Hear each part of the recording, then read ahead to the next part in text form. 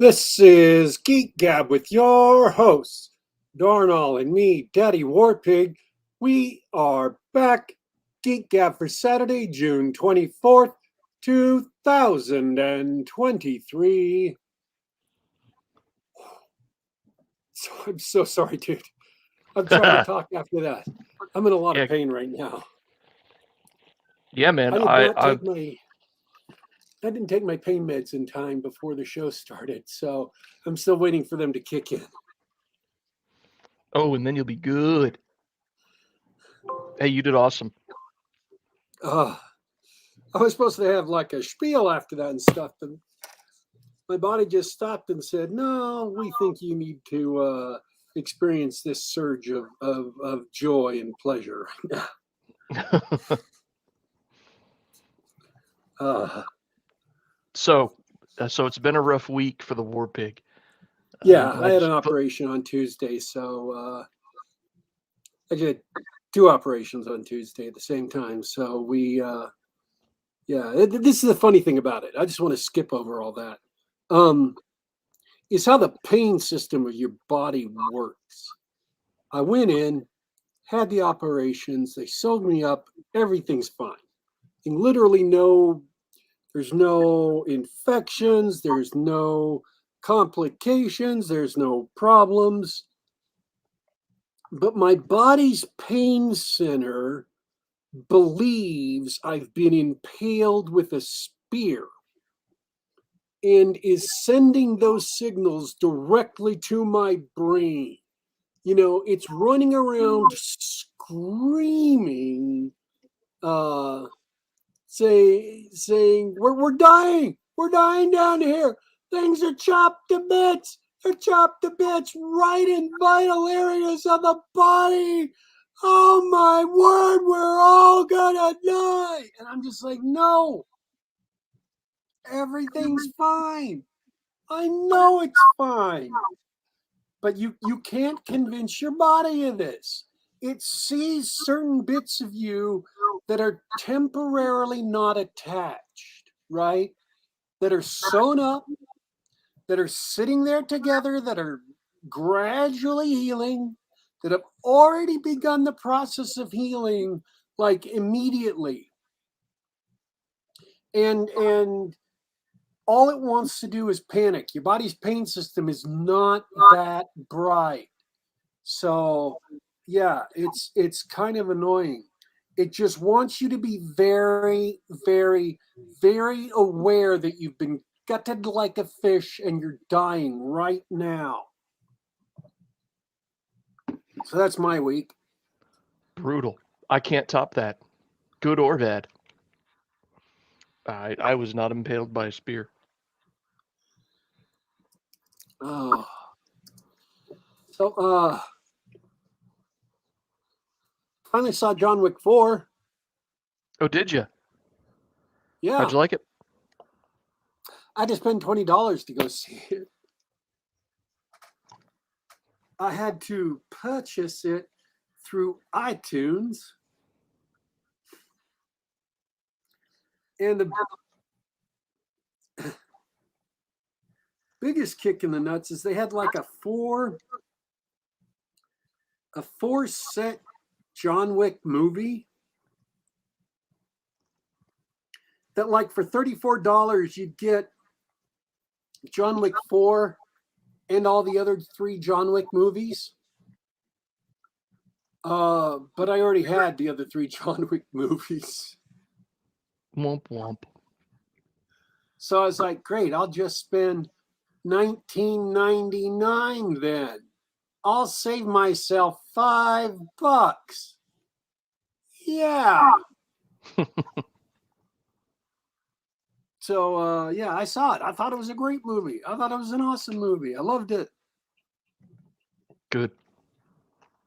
I highly recommend it for all your John Wick needs. You don't think it was a little overlong like everybody else?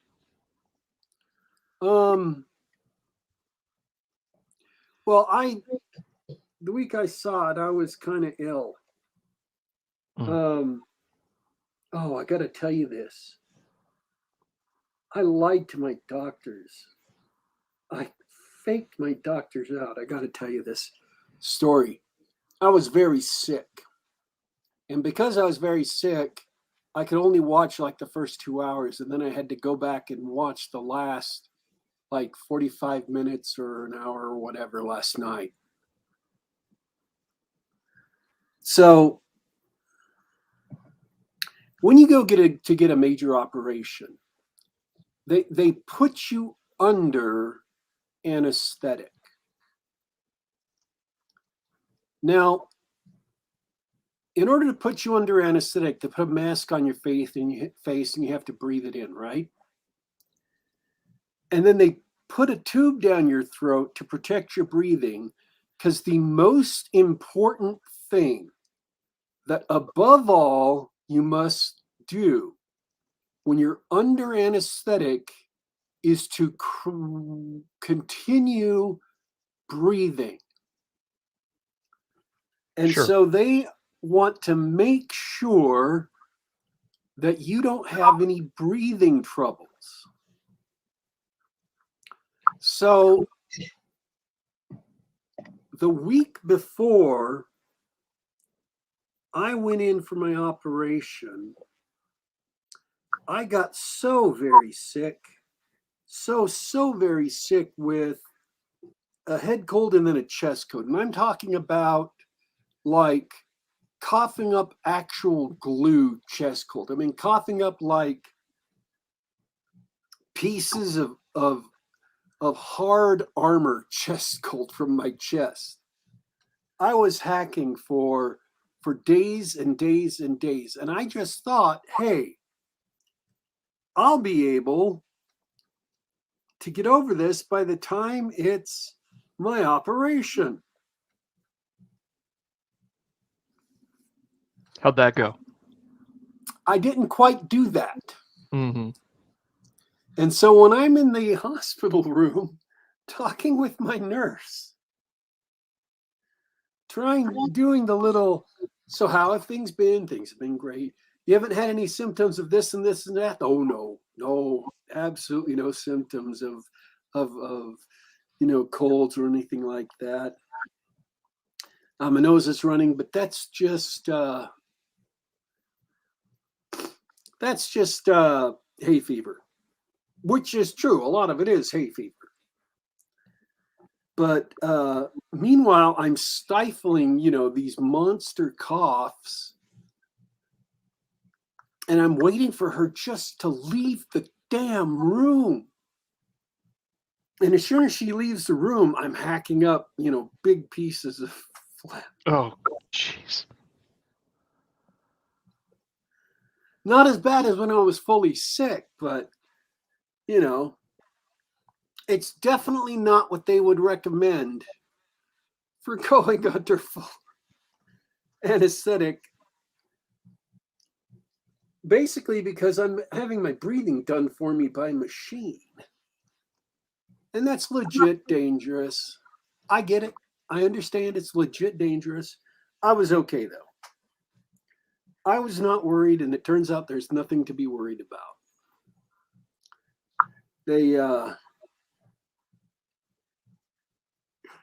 It was hilarious, though, trying to sit there and hold back. And the one time I did give a little cough, I'm like, man, my throat is so dry, because I hadn't been able to drink, for almost 12 hours before going in for the operation. So I'm like, oh, my throat is so dry. Cough, cough, cough. Well, you survived anesthesia. I survived anesthesia. Now, I'm not recommending this, audience. I'm not suggesting you should do this. I'm just saying, this is what I did on Tuesday. Wow. I recklessly diced with death. Is it too soon to make a submarine reference here? Oh, yeah, that was sad. Speaking of recklessly flirting with death, that was crazy, wasn't it? You know what's sad about that is the dude who founded the company and the dude who made that death trap submersible, as far as I can tell, took his own life in his hands and suffered the natural consequences of the foolishness he was indulging in. The other people, I don't know that they were that fully informed on exactly how dangerous it really was.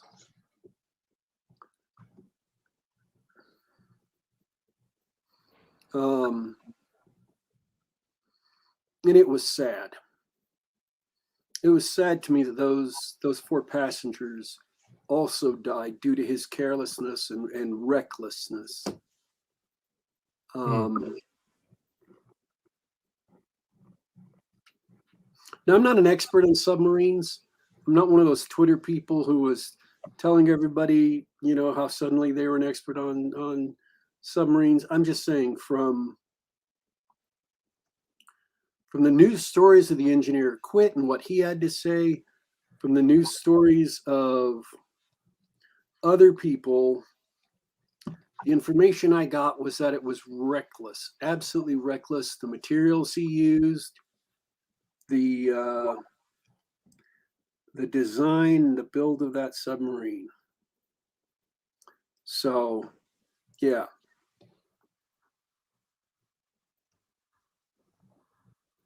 Without claiming expertise in that situation, that was sad. Well, I can't top that. Oh, well, let's see. Nope, I've got some D&D stuff that I can't talk about yet. Just understand that in the back channels of the Trilopulus campaign world, we are again making RPG history. So apparently, there's also some things going on over in Russia right now. I've kept away from that news. What's going on? Gary Oldman's forces are now trying to take over the government from the Russian president, and apparently,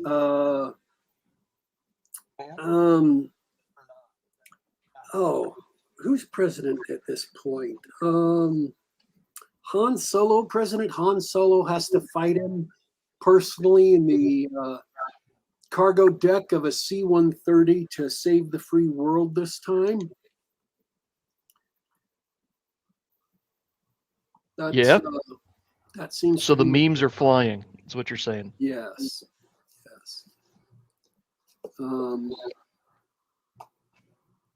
So I think it's funny that every single person commenting on it who's suddenly an expert in Russian coups forgot about the news story from 2 days ago, which is that the Russian Defense Ministry decided they were going to take complete control of this mercenary company that launched the coup. And nobody's commented on this that I've seen. And I'm like, guys, this might be important. I mean, what do I know? Right? Just threatening to take away someone's entire livelihood and their life's work and everything away from them. I don't know. So, anyways, people are acting like this came out of nowhere. There was a complete shock that you couldn't have predicted anything. And I'm like, maybe not. Maybe we don't know as much as we think we know. Yeah, that was my comment last night. Yep. So I just want to make my position official. I am not an expert on Russian coups. Unless they happen in Call of Duty.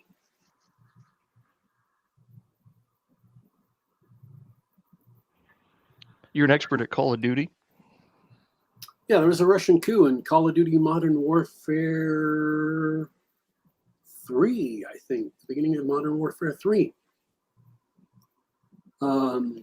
He goes down, and the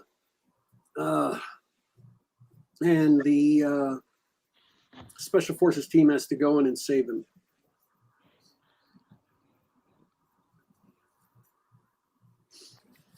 Well, so yeah, I'm an expert on that coup. I was there for that. I was on the ground for that. But anything else, I'm hands off.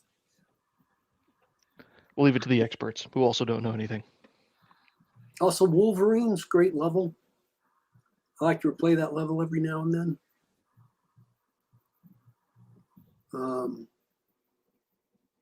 I like to get the VIP to the Burger Town and shoot down drones and stuff. That's just a lot of fun. I'm just having fun at this point. You can change the subject. I wanted to see where else this was going to go. No, let's talk. Let's talk books. Let's talk good stuff from Cirsova. He doesn't care about Russian coups or anything like that. Welcome back to the show, Alex P. Alexander of Cirsova Publishing. It's been a while. How's it going? It's great. We were just talking before the show. I didn't get to mention this, but I'm looking forward to my copy of Misha Burnett's Small Worlds. You said you're just getting those in? Yeah, the actual copies of Small Worlds themselves should be arriving today from FedEx. We had some issues with add-on books from KDP. They managed to ding a whole bunch of them up. But I think you need to still fill out your survey. What? Yeah, I'm filling out the address forms today. So make sure you fill them out. Oh, that's my mistake. Hey, you sound like you're underwater. Is it just me? No, I just kind of have a shitty mic on my laptop right now, plus a little congested. Well, okay, as long as you don't have the war pig globs of whatever. All right, I'm gonna have to fill that out. Yeah, because I was looking forward to see. I have to fill that out every time. I just I figured everybody saves my address, or how does the Kickstarter work? Does everybody have to fill in their address every time? Yeah, you you fill out the address once the money is collected, and we send out the surveys. That way, if anybody has moved in the meantime, we have their latest address.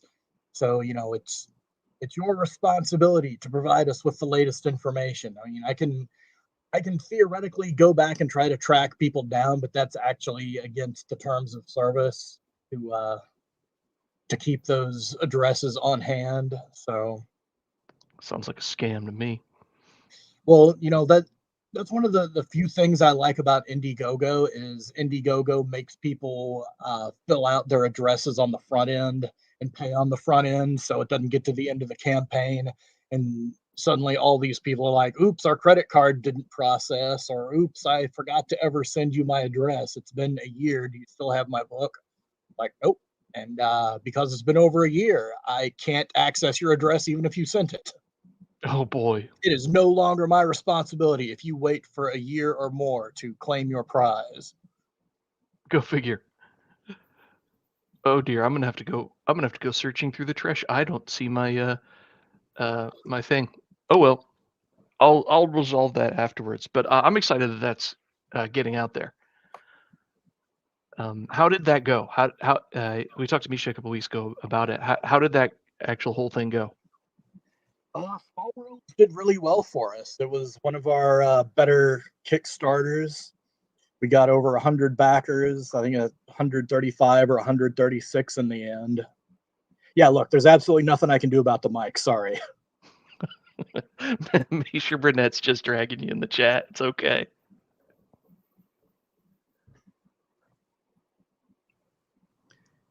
But yeah, we're getting that processed really quick. We've been doing a lot of our projects kind of back to back, bam, bam, bam this year, because we did Tales of the Mongoose and Meerkat Volume 3, got that out. We did Michael Tierney's Skydance of Winterfire got that out. Misha Burnett's just right after that.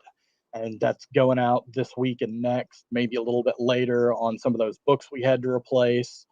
But that should be out by the middle of July. And in July, we're going to be taking pre-orders for the Mighty Sons of Hercules.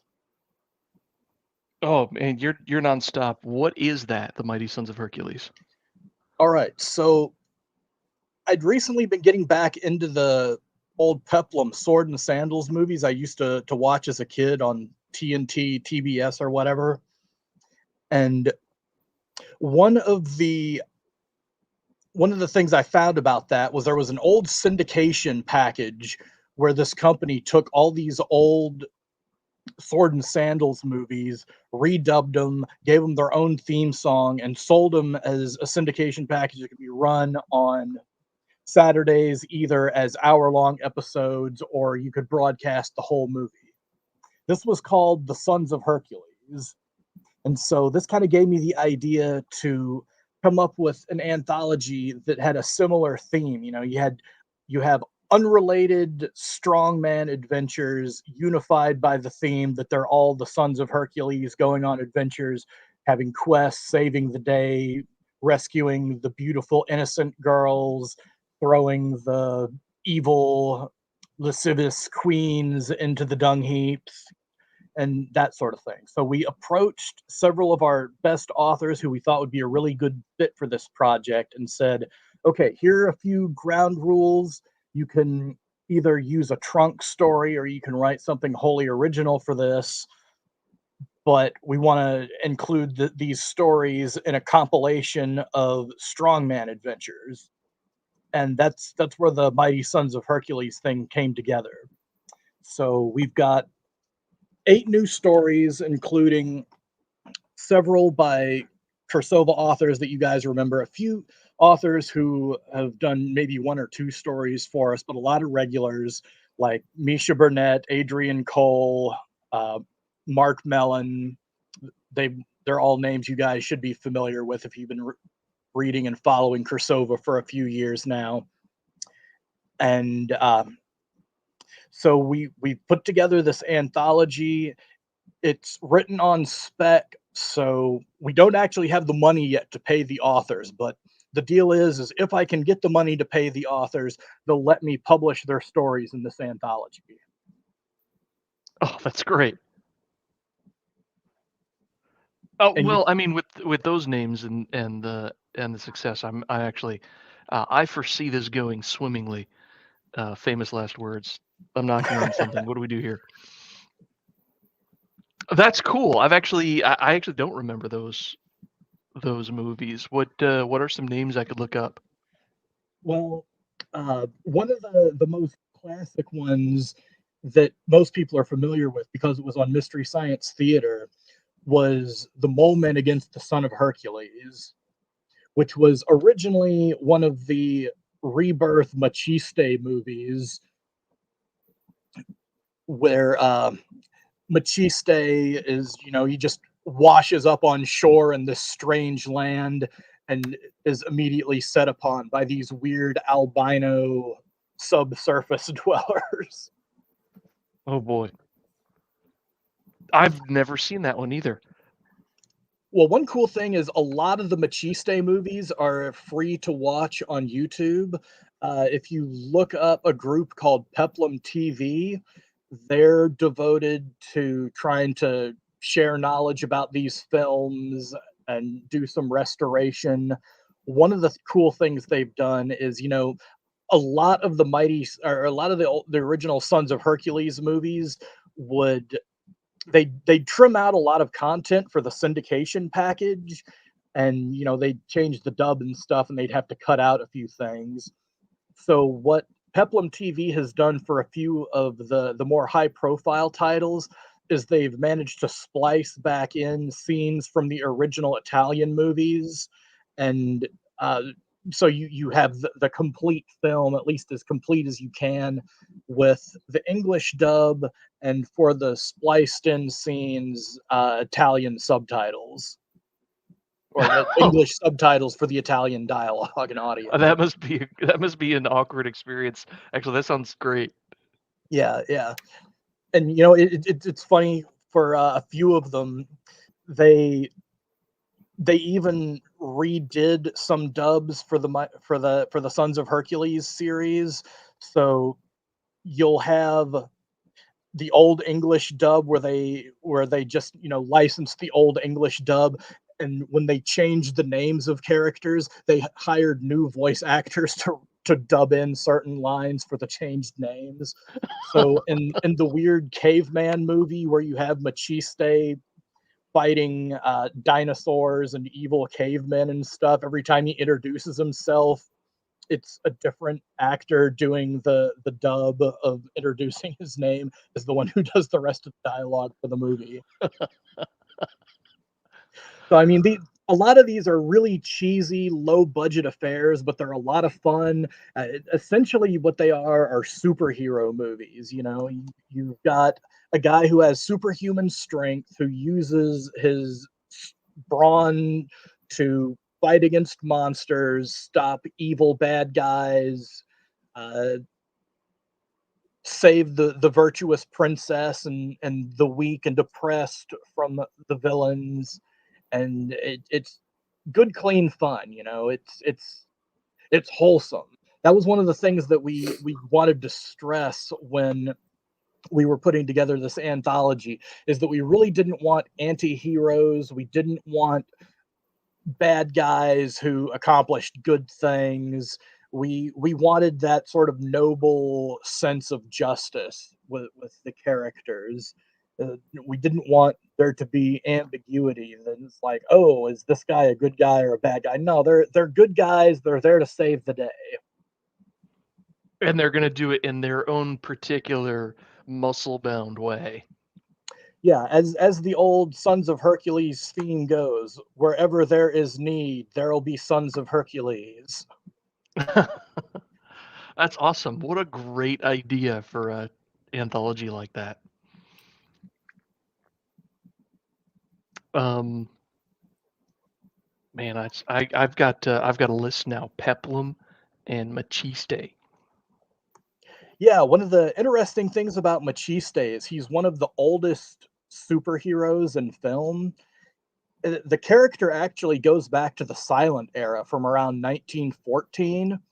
He was a side character in a historical epic about the Punic Wars. He was the one of the main character's sidekicks. The main character has this really strong African slave who helps him out of some sticky situations, lifts large rocks, bends bars, breaks chains for him, that sort of thing. Well, the character was so popular that they split him off as his own thing and gave him another 26 silent movies in the teens and 20s. And the way they did this is in the second Machiste movie, because there's only so many Machiste movies you could make about the Punic Wars. What it is they have this girl who's running away from these thugs and stuff, and she ducks into a movie theater that's playing Cabiria, the costume epic about the Punic Wars. She sees the scene with Machiste bending the bars, getting them out of prison, and she's like, that's the one guy who can save me from the goons who are chasing me down. So she looks up the actor who is, a super strong man with super strength, and's like, help me, Machiste, you're my only hope. And what ends up happening is after, the silent boom ends and, Italy destroyed by World War II and all that stuff, you get a renaissance of costume epics in the 50s with movies like The Ten Commandments, The Egyptian, that sort of thing. And it kind of culminates with this huge blockbuster that they made out of The Legend of Hercules, starring Steve Reeves. And this thing is so popular that everybody's got to get in on this craze. You hire a bodybuilder, you put him in the title role of some movie set during the Bronze Age or in the Roman Empire, and you do just cool stuff with practical effects, bending bars, lifting foam blocks, hitting 6 or 7 guys at the same time with the same metal tripod. And it set off this boom in Italian cinema. And one of the things they did was they said this is the perfect time to resurrect Chiste. But of course, nobody actually knew who he was over here in the US because, yeah, he had 26, 27 silent films, but yeah, maybe people saw Cabiria here in the US back in 1915, 1916 when it was still on tour, but nobody had seen or heard of this character. So they would rename him as either Samson or call him a son of Hercules or something else. But there were 26 of these revival Machiste movies made, and some of those got dubbed into the Sons of Hercules series. A lot of them also got released sort of as their own thing. One of the first of them, which is probably the best quality wise and most well known, was released in the U.S. as Son of Samson. It was originally Machiste in the Valley of the Kings, but it starred Mark Forrest, who was one of the most iconic actors who played Machiste next to Kirk Morris, and also the lovely Chelsea Alonso, who, if you're a fan of Western animation, might know probably inspired Chell from El Dorado. Oh yeah, I should pull up this IMDb on stream right now.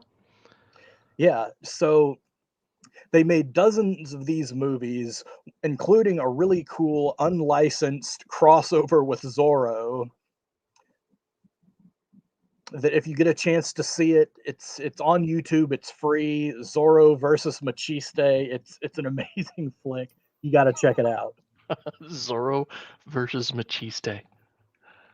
Heck yeah. Yeah, there was this weird Spanish Italian film alliance that was going on through the 60s. So a lot of these movies were joint Spanish Italian productions. Oh, that's cool. That's cool. And something that sort of strikes me as funny is with the rash of copycat bodybuilder movies that you mentioned. I guess Italian cinema is no different than American cinema. When Oh something's a little yeah, bit popular, you get whenever there's a big trend, they will exploit it to a T. I mean, I say that there are 26 of these revival Machiste movies. They made them over the course of 5 years. because everybody had to have one. Yeah, yeah. Uh, and thankfully, well, I mean, I don't know. I'm gonna have to view some of them to find out, but the big difference is that they're all forced to do this on a shoestring budget, which is a big difference from today's, you know, cape shit copy pasta where everybody's just topping up and down in front of a green screen for Yeah, hours. and they were doing homages to these in the 80s because, with Conan the Barbarian being a huge success, and there was the sort of new wave of bodybuilder action flicks and action fantasy stuff going on.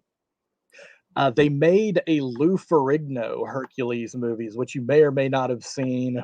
I think you can catch it on YouTube for free.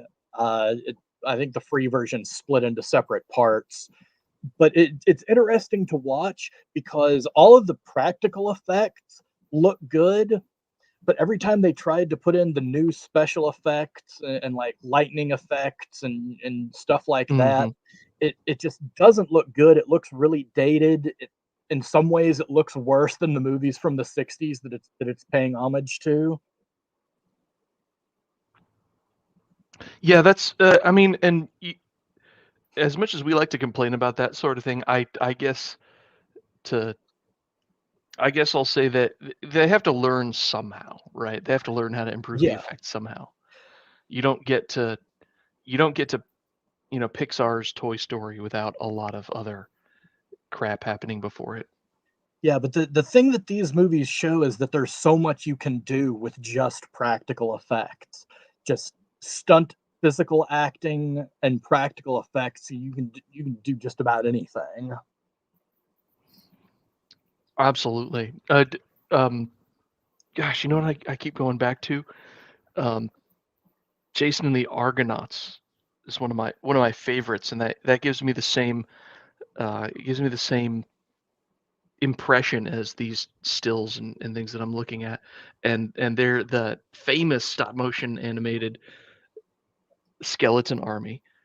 That's Yeah, just that was a fantastic example of what could be done with the genre just through practical effects alone.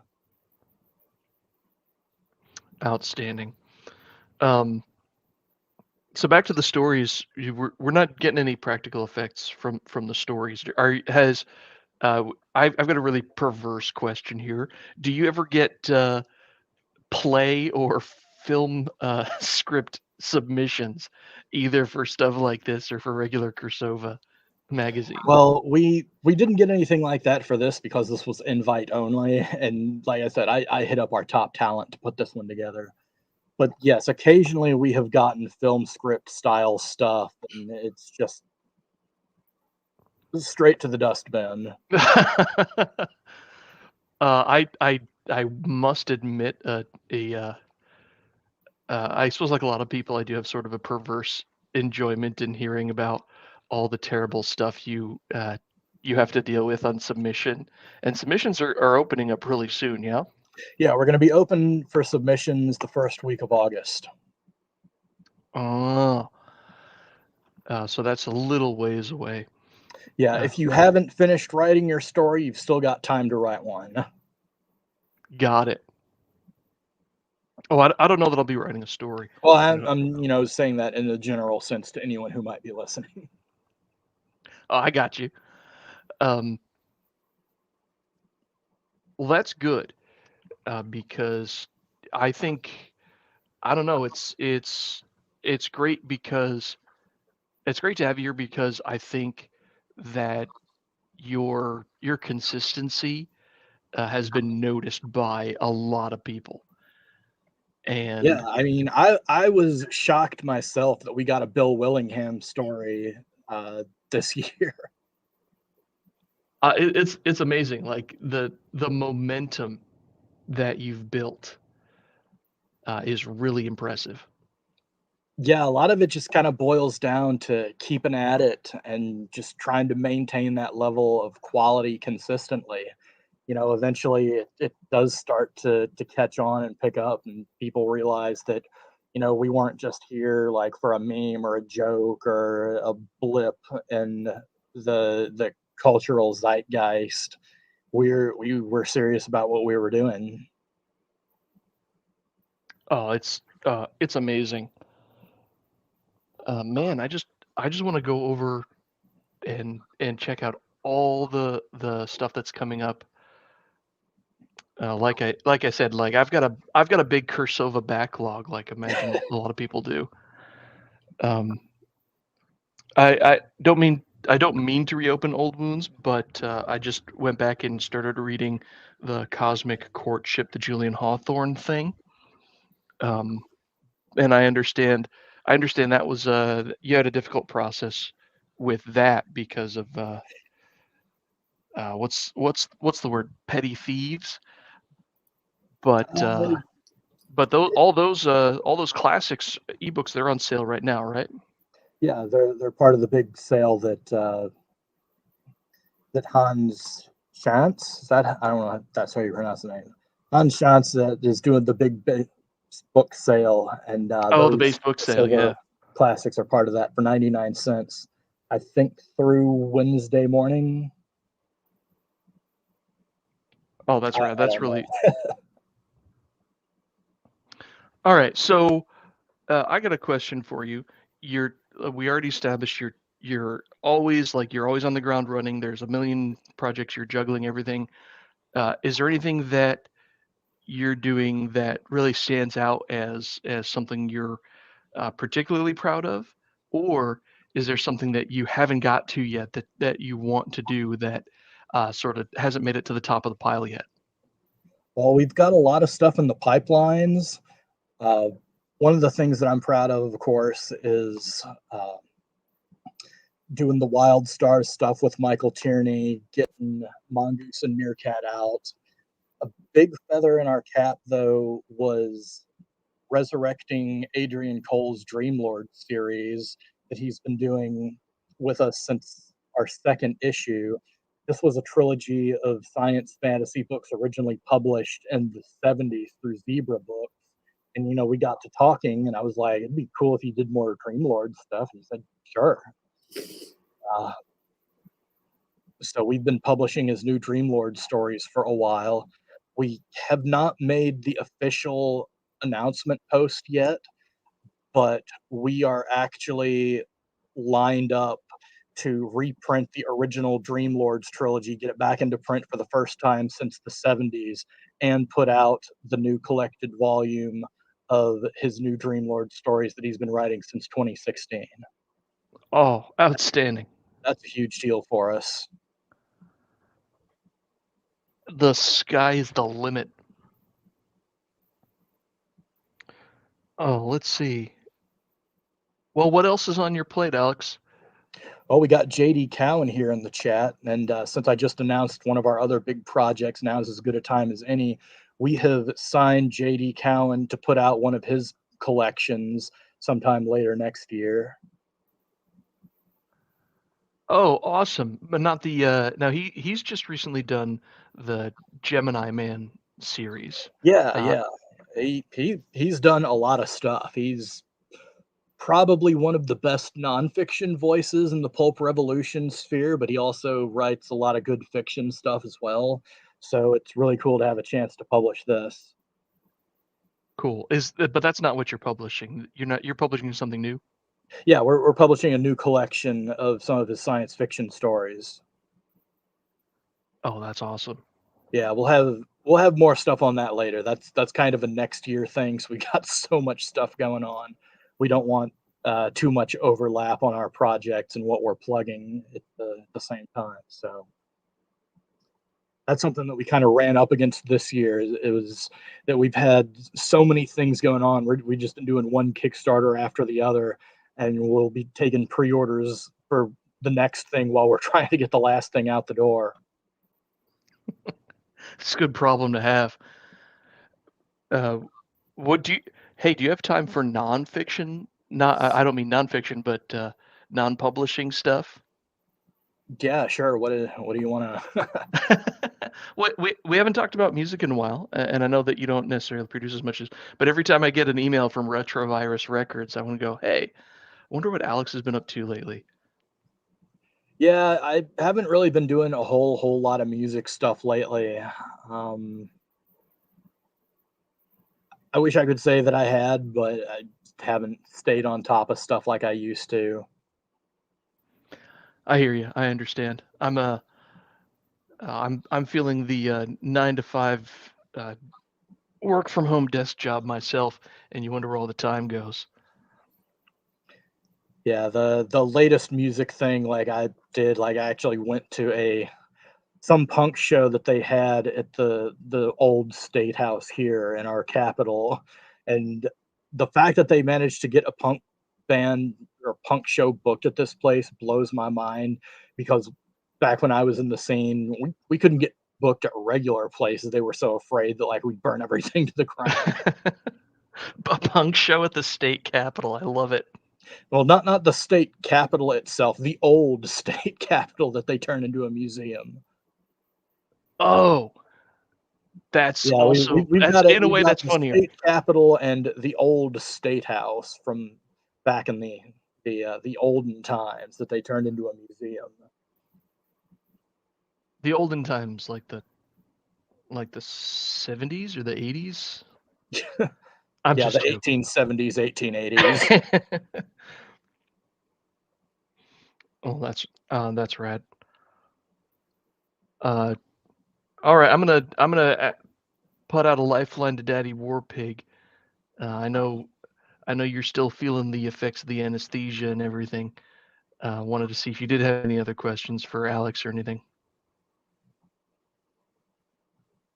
Probably not. I don't know. Any I hate questions to from the chat. questions. We had some comments about the canon films and everything. No questions from the chat so far. Marshall Victory says he got 11 books in the base book sale. So Thank you. yeah, looks good. Wistmore says congrats on to you and JD. JD Cowan. Who I have to admit, I have a confession to make. I actually haven't looked closer at JD's stuff. He just I've got my overflowing backlog, and he didn't make it onto it yet. So I'm gonna have to check it out based on every person I talk to about it says, oh yeah, check him out. Check out his stuff. He's really good. Oh,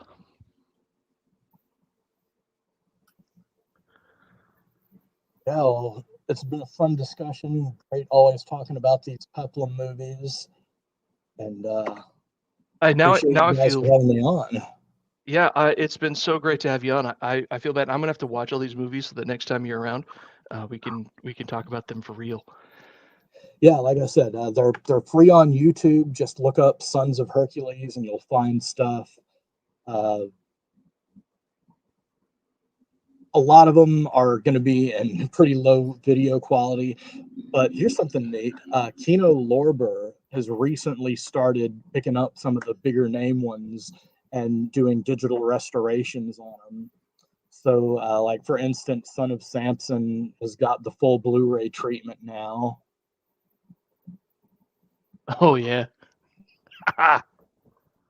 And if you get time to watch any of the silent ones, I know silent films are a lot harder to watch because you actually have to sit there and be completely focused on it. But the original Machiste in Hell from the 20s is amazing. The special effects in it are mind-blowing even by today's standards, I'd say. Yeah, no, Machiste in Hell.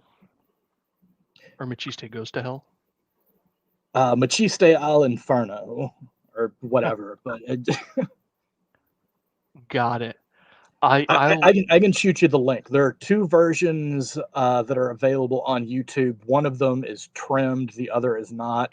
I can shoot you the link to the one that the frames aren't trimmed. No, that's good. The only frame of reference I've never been a silent movie person, but I saw the original Nosferatu ages ago, and I've always loved it, and I revisit it from time to time. Yeah. And that had some really impressive practical effects there. How would you say it compares? Oh, that Machiste in Hell it's kind of its own thing because it's a fantasy movie and it's basically an effects extravaganza as far as silent films go. I mean, here's another thing that kind of came up in my interview with Matthew Quintatore when we were talking about these movies, is that the first movie he shows up in is a classic. It really pushed a lot of the boundaries of what could be done in silent film, but it is still a very old, very primitive silent film. And as far as cinematography approach goes and pacing, so that one's kind of chunky. So I definitely recommend checking out some of the other ones besides the first one, because basically what happened is they turned it into a Buster Keaton style physical action series where it centers around the character and what he can do and just cool tricks and cool stunts and special effects, as opposed to trying to tell like really deep, involved, sweeping epic stories. And frankly, that's the kind of spectacle that we go to the movies for. It's great if you can tell. It's great when you tell an interesting story with a motion picture, but at the same time, if you're going to a film that's touted as being, a master of special effects, you're there to see what they could do with those effects. Yeah, and I mean the effects in Cabiria are amazing, but it's just, you know, you have to go into it understanding that it's a costume epic from 1914. It's going to be kind of slow. It's going to be kind of chunky. The pacing and feel of it is primitive, even compared to the silent Ben-Hur movie, which is probably one of the best silent costume epics ever made. So, I mean, you're not going to get the the experience of the later silent Machiste movies from this first one, and I wouldn't want people to go in watching it and just be like, "Oh, that was really boring and pompous, and I don't want to check out the rest of these." Right. Sort of reminds me of I tried watching Citizen Kane once, and I didn't make it very far into it, and someone had to explain to me later. No, it's not because it's the greatest movie ever made. It's because all that stuff that movies do that we take for granted.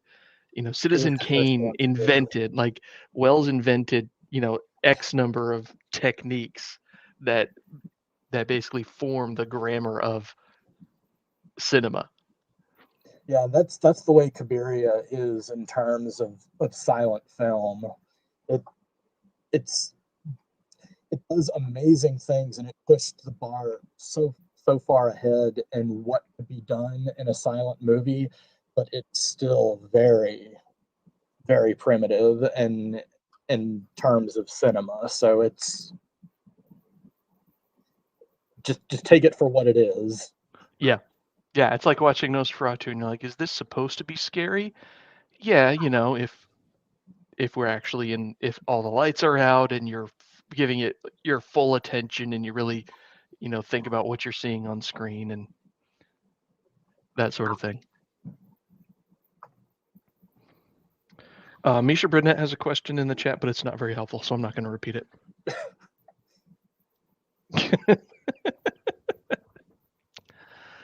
I see you there, Misha, with your math problems.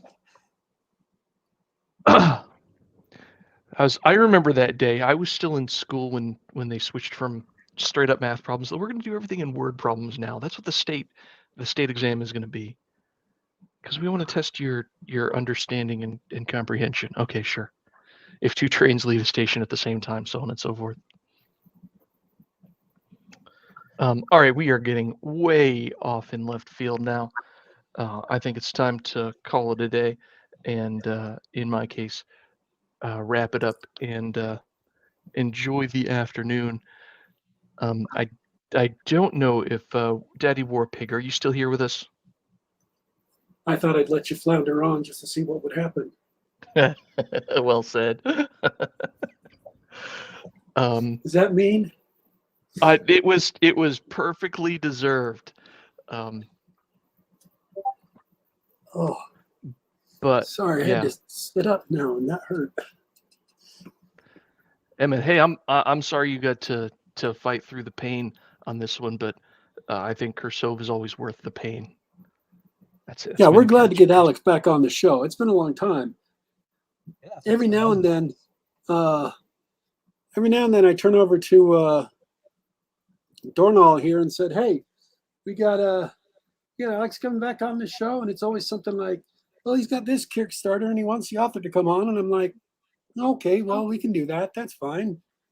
That sounds cool. The author sounds like a good guy and everything, but yeah, we're really great to have you back on the show, not just one of your authors or whatever. So welcome back." Yeah, thanks for having me. All right. Is this it? Do I really need to step up now, or? Yeah, I'm going to say my goodbyes again. Awesome to have you on.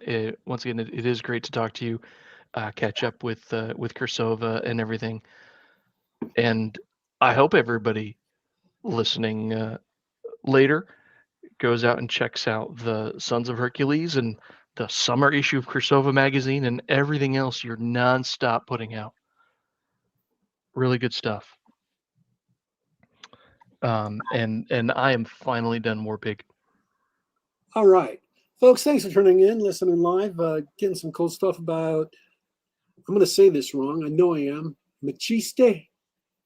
Got it. Nailed it. Oh, I've been listening to that name the whole show, and the one thing on the forefront of my mind is not to say it wrong at the end. I'm just focused, like laser focus on that. Thanks for tuning in, listening to live to Geek Gab. We're here just about every week, just about the same time, 2 p.m. Eastern, 11 a.m. Pacific. You can catch us on youtube.com/geekgab. That's youtube.com/geekgab. And now we do this show to have fun talking with each other, and we do the show to bring up some fun stuff for you. So hey, everyone who listened later, you can also catch us on the Google Play Store, on the iTunes Store, on SoundCloud.com. Just do a search for Geek Gab and listen to us on the device of your choice, or download us, or to listen to us on the web. We are signing off for today, folks, but don't you worry, don't you fret. We will be back.